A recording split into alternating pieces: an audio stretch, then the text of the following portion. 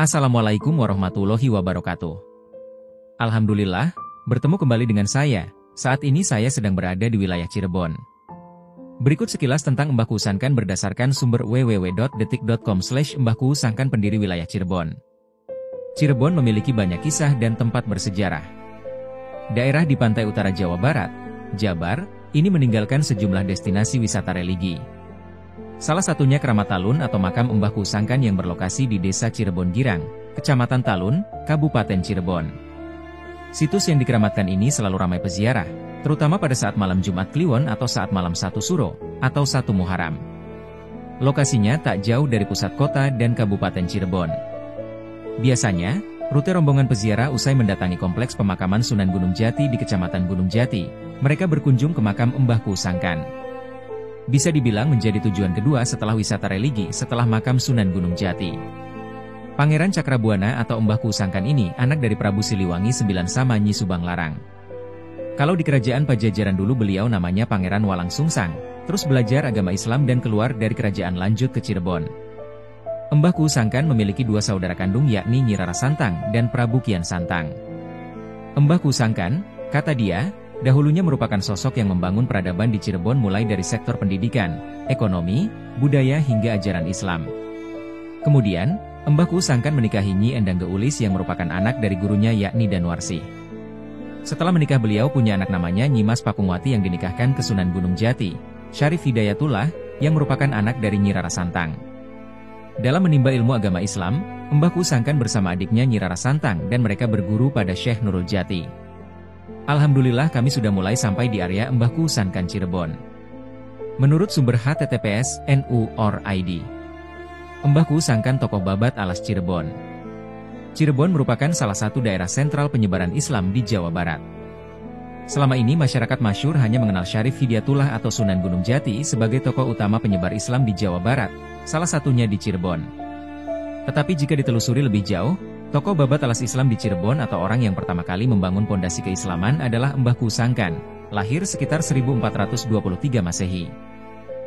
Atas peran sentralnya itu, tim Anjang Sana Islam Nusantara Stainu Jakarta bergerak menelusuri jejak Mbahku di daerah Cirebon Girang, Kecamatan Talun, Kabupaten Cirebon, Senin, 23 Januari 2017. Menurut peneliti Pusat Kajian Cirebon, Cirebonese, IAIN Syekh Nurjati Mahrus Elmawa, Mbahku merupakan paman dari Syarif Hidayatullah.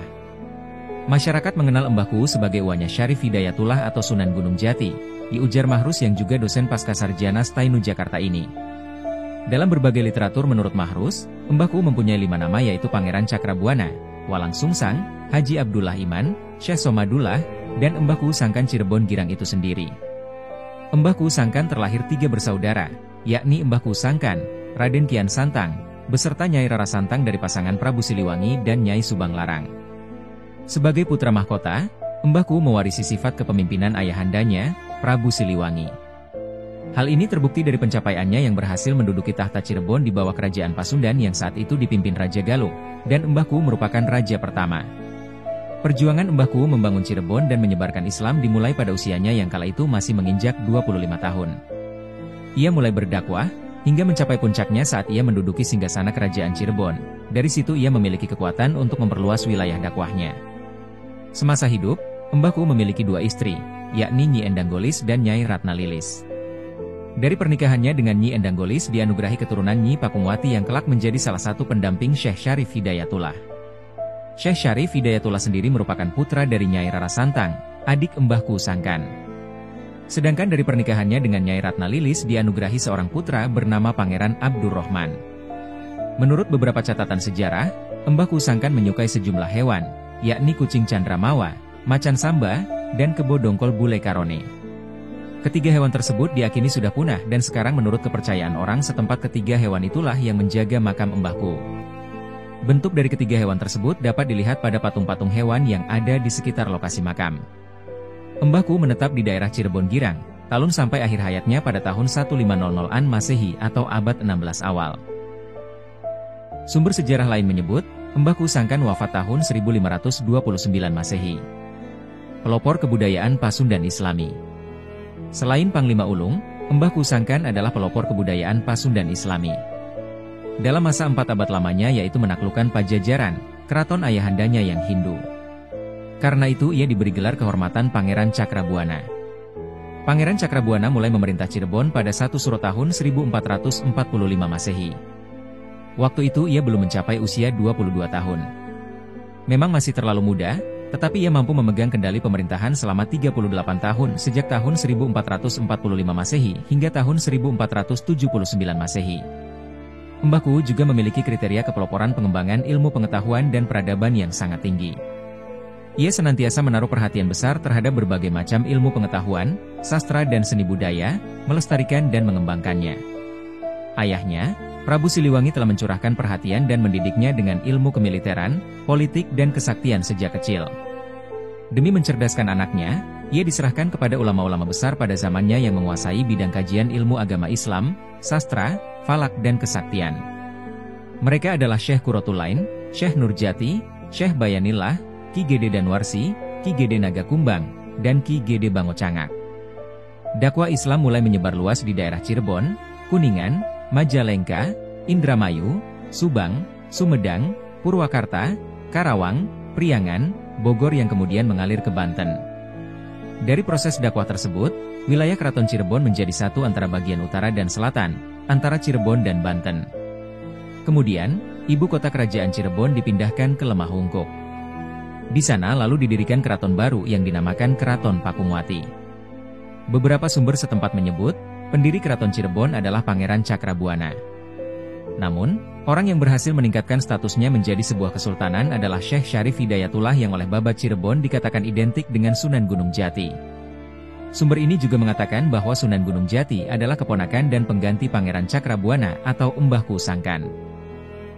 Pemakaman umum di sekitar kawasan Mbah Kuwu Sangkan, yang berada di Desa Cirebon Girang, Kecamatan Talun, Kabupaten Cirebon, merupakan salah satu tempat yang memiliki nilai historis, religius, dan budaya yang tinggi. Kawasan ini menjadi bukti nyata dari warisan leluhur yang dihormati oleh masyarakat setempat sekaligus menjadi pusat spiritual yang kerap dikunjungi oleh peziarah dari berbagai daerah. Mbah Kuwu Sangkan dan kawasan pemakaman. Mbah Kuwu Sangkan, yang juga dikenal sebagai Pangeran Cakrabuana, adalah salah satu tokoh besar dalam sejarah Cirebon. Beliau adalah putra Prabu Siliwangi dan dianggap sebagai pendiri awal wilayah Cirebon. Beliau memainkan peran penting dalam penyebaran agama Islam di Jawa Barat, khususnya di wilayah Cirebon. Makam beliau terletak di pusat kawasan pemakaman dan menjadi pusat perhatian utama bagi para peziarah. Di sekitarnya terdapat pemakaman umum yang digunakan oleh masyarakat Desa Cirebon Girang dan sekitarnya. Pemakaman ini memiliki pola tradisional dengan nisan-nisan khas yang mencerminkan gaya arsitektur lokal. Banyak makam keluarga yang tertata rapi, dikelilingi oleh pepohonan rindang yang menciptakan suasana damai dan tenang. Ciri khas pemakaman umum. Pemakaman umum di area ini memiliki beberapa ciri khas. 1. Keberadaan makam leluhur. Selain makam Mbah Kuwu Sangkan, terdapat makam tokoh-tokoh masyarakat setempat yang dianggap berjasa dalam kehidupan desa. 2. Tradisi ziarah. Warga sekitar rutin mengadakan ziarah, terutama menjelang bulan Ramadan dan hari-hari besar Islam. Tradisi ini dilakukan untuk menghormati arwah leluhur dan memanjatkan doa. 3. Lingkungan sakral. Nuansa religius terasa kuat dengan adanya bangunan kecil untuk berdoa di dekat makam Mbah Kuwu Sangkan. Hal ini menambah kesan spiritual kawasan tersebut. Demikian yang dapat saya sampaikan, apabila ada kesalahan atau kekeliruan mohon dimaafkan. Jangan lupa, like, share dan subscribe channel YouTube ini. Terima kasih. Wassalamualaikum warahmatullahi wabarakatuh.